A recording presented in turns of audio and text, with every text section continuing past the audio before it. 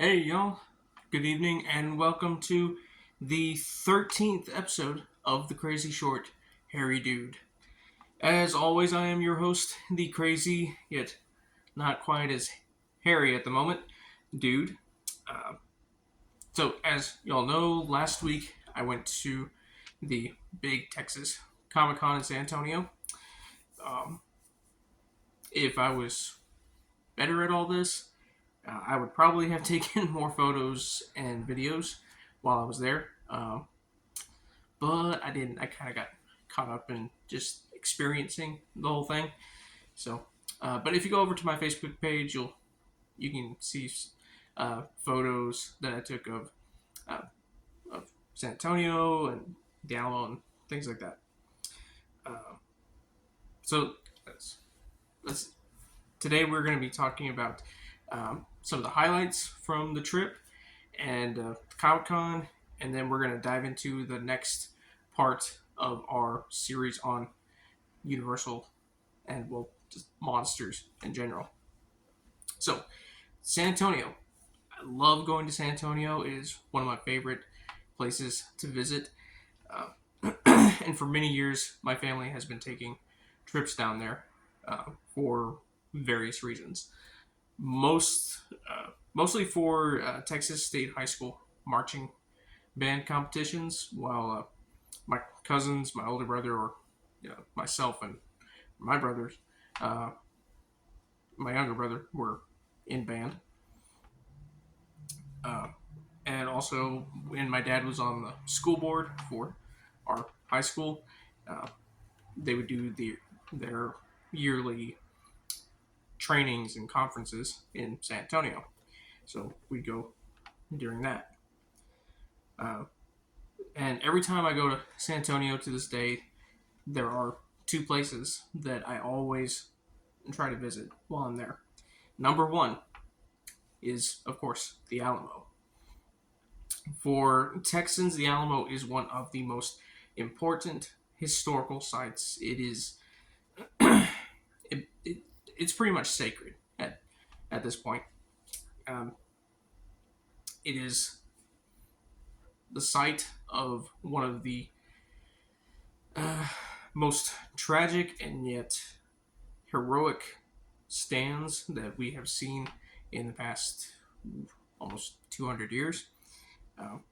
There was a 13-day siege and massacre of defenders in 1836 during the Texas Revolution, which we will talk more about that when we get to the actual anniversary of the Alamo.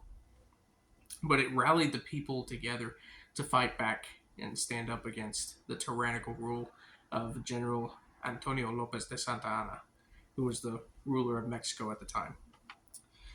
Today, the Alamo stands as a symbol of freedom for all Texans, and it reminds us that the price of freedom is always high. Uh, and while you're there, you can do a self-guided tour through uh, the chapel and the courtyard, which still remain standing to this day, and I think even the long barracks. Uh, but if you want to learn more and see more of the artifacts and things like that, then you can do. There's a series of tours that you can do. You can do a guided tour, you can do an audio tour, or you can do a self-guided tour, um, which also gives you access to the different artifacts and the art gallery and exhibit hall. And that one's only $14, and it is absolutely worth it because the money is going to support uh, the preservation of the Alamo itself. Uh, and if you go on my Facebook page, you'll see more photos that I took of the exhibit hall and things like that. There's some really cool artifacts that were donated by Phil Collins, who, yes, the Phil Collins, who's the singer and songwriter, wrote the music for Disney's Tarzan, and great singer songwriter.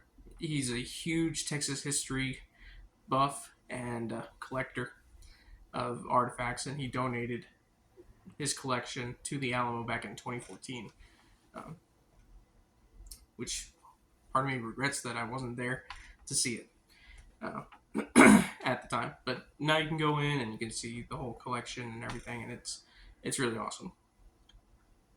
The second place I always try to visit is the oldest restaurant on the San Antonio Riverwalk, and that is Casa Rio. Casa Rio, yeah, which means river house. Um, it is my favorite restaurant in San Antonio. It has great food, uh, wonderful atmosphere, both inside the restaurant and the tables outside, right on the river. And in fact, every now and then they even have like a mariachi band that comes by, and uh, you can pay them to play a little song. And FYI, if you ask them to play anything other than La Cucaracha or the chicken dance, they will absolutely love you.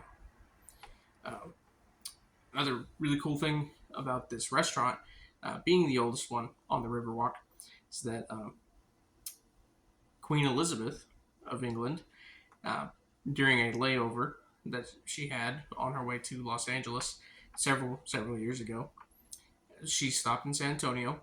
She went to the Alamo. She rode the riverboat ride, and she ate at Casa Rio. Uh, According to some of the local tour guides, she enjoyed some enchiladas there. So that's pretty cool.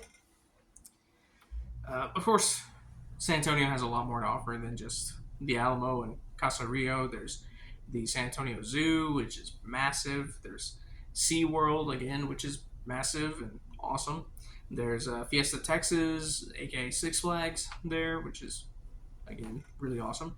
And Six Flags gets its name for the Six Flags that flew over Texas. So there's that. Ripley's Believe It or Not. It's also a wax museum, which is really cool. And it's right there next to the Alamo and still open to the public and everything. Some of the local businesses here recently have shut down because they are doing some more preservation and restoration of the Alamo, and they're trying to find out where the original walls were and things like that. But for right now, Ripley's Believe It or Not and the Wax Museum still open. So during basketball season, of course, you can go watch the San Antonio Spurs.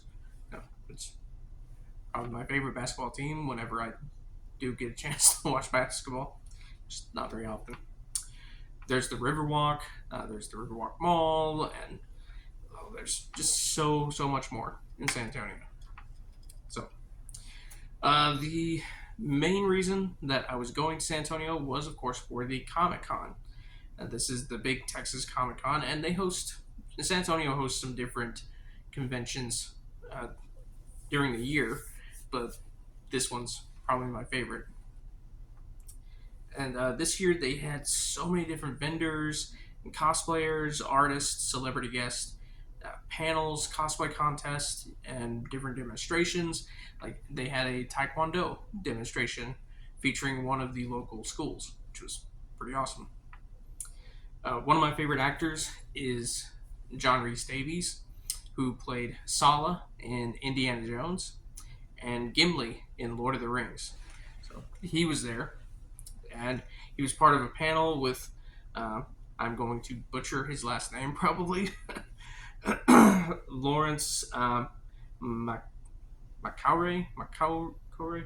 Anyway, he played Lurtz, who was the head Uruk-hai in the Fellowship of the Ring, and he also played the Witch King, the head Nazgul, in Return of the King. And they were both there. They spoke about New Zealand and Lord of the Rings and different projects and things like that. So that was really cool. And and my brother and I, my brother went with me. We got to actually meet John Rhys Davies, which was a lot of fun. And he signed my replica of the Grail Diary. And yeah, so I have a copy of the Grail Diary, autographed by an actor who was actually in the movie. That's awesome. Uh, and this is from Indiana Jones and the Last Crusade, if you didn't know that. Um, and oh man, it was just so much fun meeting him. He's very kind and gracious. Um, and when my brother and I walked up, he asked us what we did for a living. Of course, my brother told him what he did, and then I told him what I do currently. But I mentioned that I'm trying to go back to school, finish my degree, and go into history and archaeology. And his response was, "Oh no, I've ruined another one." reminding me that he reminded me that there is no money in it, and of course I know there's not a lot of money in history and archaeology, but it's still fun. And eventually he said, "Yeah, we'll blame Harrison for it." So, but again, he was very kind. He was witty and gracious, and it was truly a moment that I won't forget. It was awesome. Of course, while you're there at Comic Con, cosplay is kind of a huge deal. So my brother and I planned 3 different cosplays to do on, you know, for the 3 days. So day 1 was DC Comics themed, and so my brother dressed up as Clark Kent, aka Superman, if you didn't know that already, and he even had a Daily Planet press badge, which was pretty cool.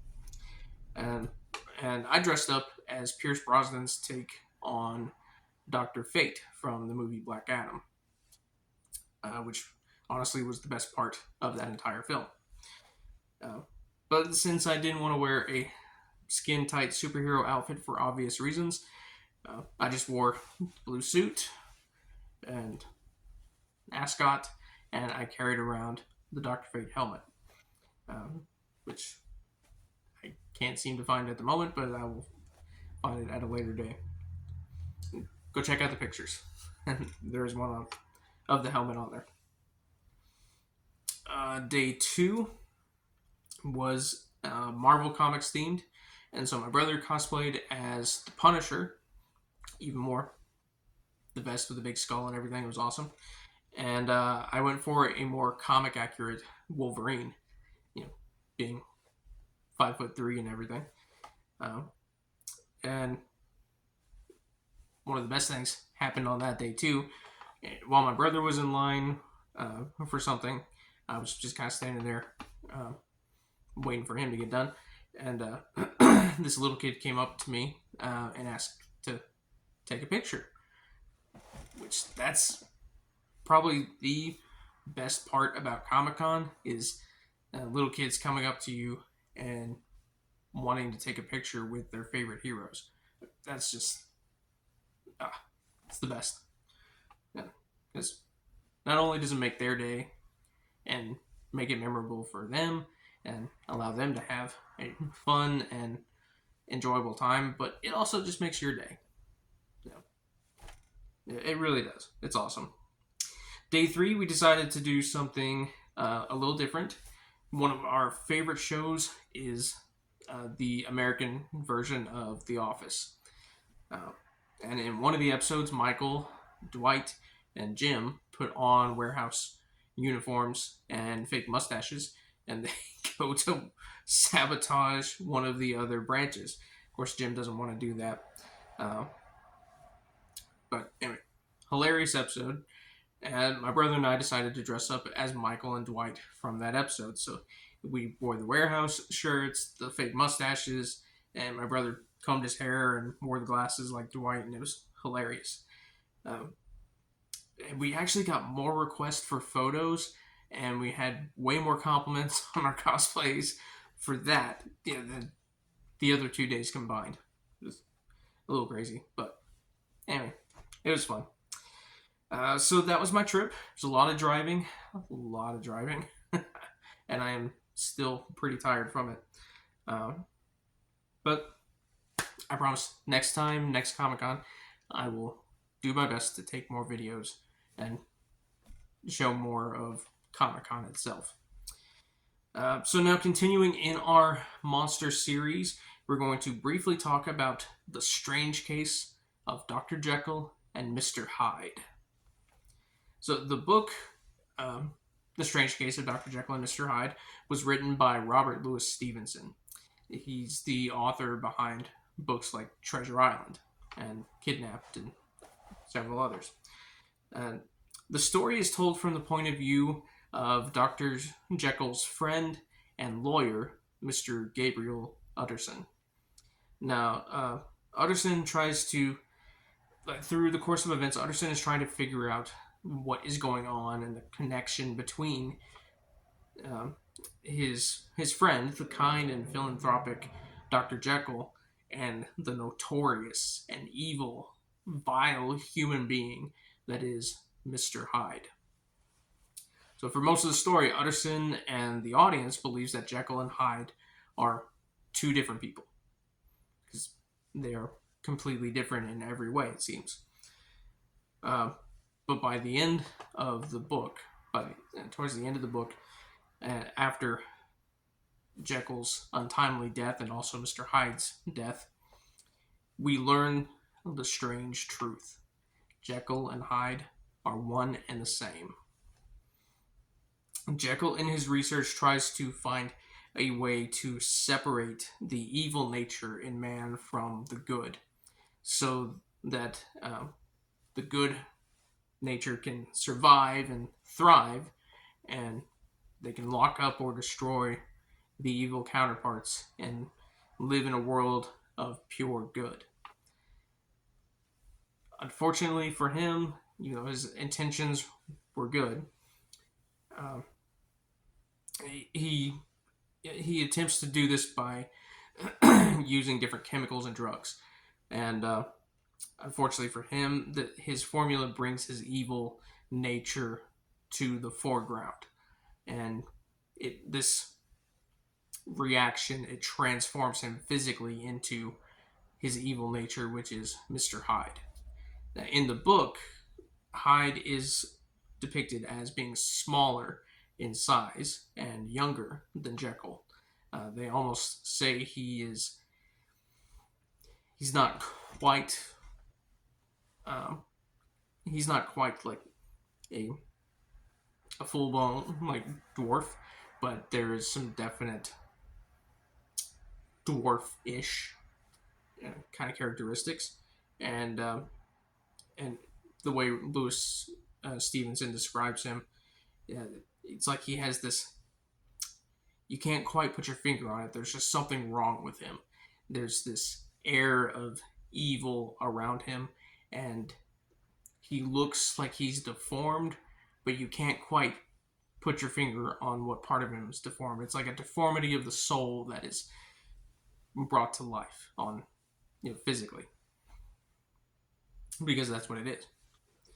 And and the reason for him being smaller and younger than Jekyll is due to the fact that Jekyll has spent most of his life exercising the good nature part of himself. So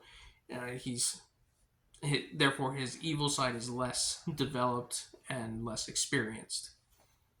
Of course, as the story goes on, Hyde grows stronger and starts to get a little bigger and gains more control over Jekyll's life. And eventually, the combinations of the transformations and the chemicals that Jekyll is using to try to suppress Hyde, they take their toll. He gets increasingly sick and weaker as Hyde becomes stronger. But it gets to the point where Hyde, in a just pure fit of rage, kills a prominent member of British society, a lord who happens to be a member of Parliament, and a well-loved British citizen. And so now he's in hiding. So Jekyll and Hyde hide themselves in Dr. Jekyll's house, in his laboratory, basically, locking the door from the inside and breaking the key.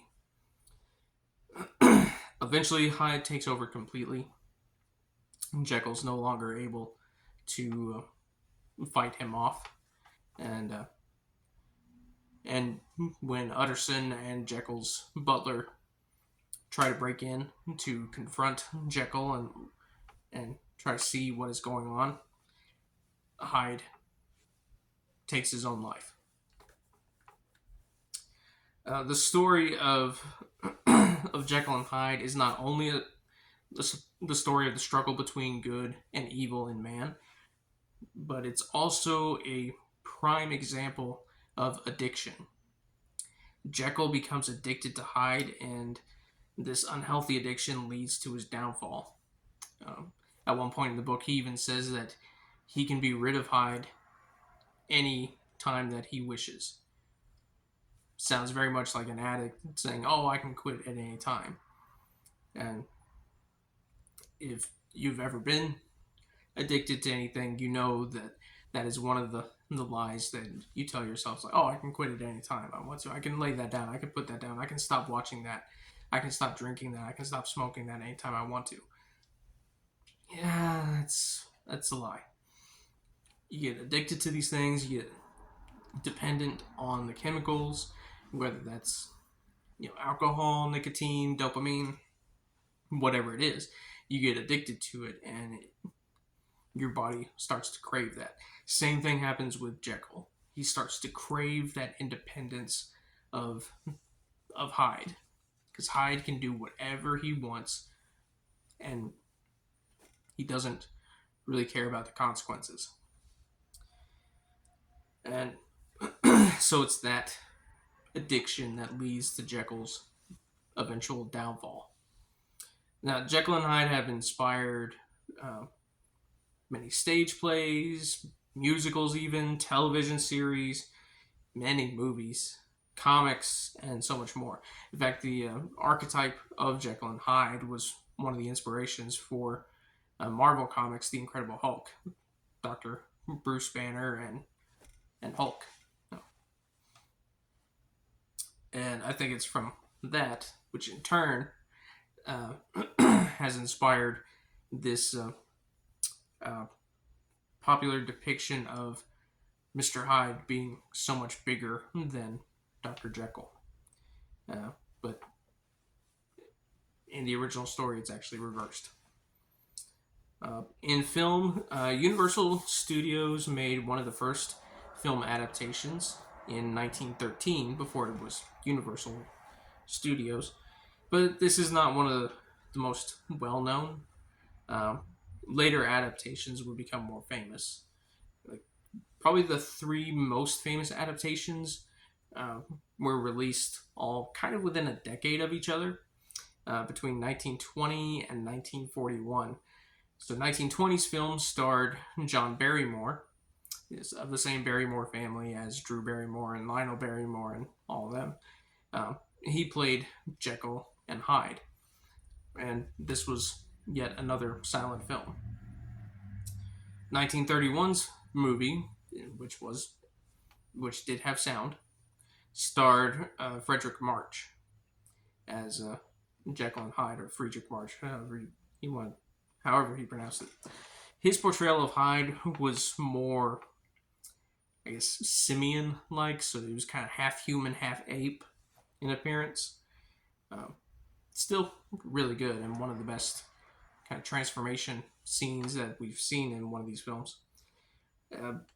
But personally, my favorite visual depiction of Hyde has to be from 1941's film, starring Spencer Tracy as Jekyll and Hyde. And he gives one of his best performances in this film. And the makeup used gives him a truly evil look, but without making Hyde look like a ape or a werewolf or anything like that. Because they did do that in a few different depictions, which is not great. Other films of note for Jekyll and Hyde are perhaps Abbott and Costello Meet Dr. Jekyll and Mr. Hyde, which was my first introduction to the characters. And in that film, Jekyll and Hyde were played by Boris Karloff. Now, Hyde in that particular movie was more werewolf-like as far as like appearance. He looked a little more like the Wolfman than he did like Mr. Hyde from the book. In 1968, there was I think it was a TV movie adaptation called The Strange Case of Dr. Jekyll and Mr. Hyde, starring Jack Palance, or Palance, however he said it, and Denham Elliott. Denham Elliott also played in the Indiana Jones films as Marcus Brody.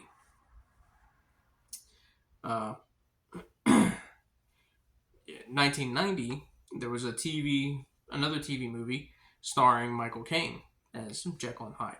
Now, his Hyde was more deformed in appearance, looking a little more like I can't remember the man's name, but the Elephant Man. Which, if you don't know who that is, just Google him. 1994, there was a animated film called The Page Master, which came out starring Macaulay Culkin and Christopher Lloyd, Patrick Stewart, Whoopi Goldberg, and just an all-star cast. It's mostly animated, but there is some live action footage in there at that kind of bookend the movie. A really, really good film if you've never seen it. I highly recommend it. But in there, Macaulay's character meets up with Jekyll, who quickly turns into Hyde in a truly terrifying performance. But Jekyll and Hyde were voiced by Leonard Nimoy, or Spock from Star Trek. So, yeah, that was really cool. And there have been several other adaptations over the years.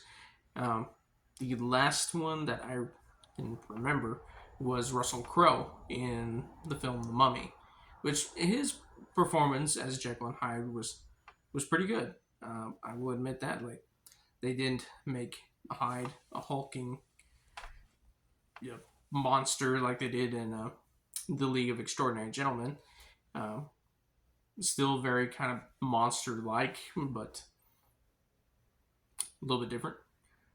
So yeah, I enjoyed his portrayal of that character, of characters. But yeah, Jekyll and Hyde will always be around, and will always be there to remind us of the constant struggle in ourselves between good and evil. And, well, that is all the time that we have for tonight. I hope y'all are enjoying these videos as much as I enjoy making them. And be sure to like and subscribe and share these if you get the chance. And in the meantime, until next time, I hope everyone is well and happy. And until next time, until we meet again, may the Lord Jesus Christ bless you and keep you. Good night.